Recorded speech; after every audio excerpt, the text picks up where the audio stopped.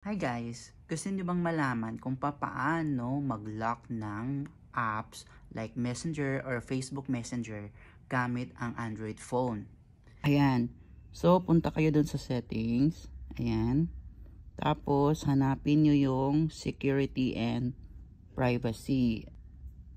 Hanapin nyo si App Lock. So, ito si App Lock. Click nyo yan guys. Click nyo yung enable guys. Guys, mamili kayo dito kung ano ang gagamitin yung pang-locked. Ang lock screen password pa or yung custom pin. Sure. So ngayon, try natin yung custom pin. Okay? Tapos, kailangan niyang 6 na digit. So yun guys. So after nyong makiin yung 6 na digit guys, ano nyo guys, security password question nyo guys. Or pwede kayong mamili dito kung ano. Yan.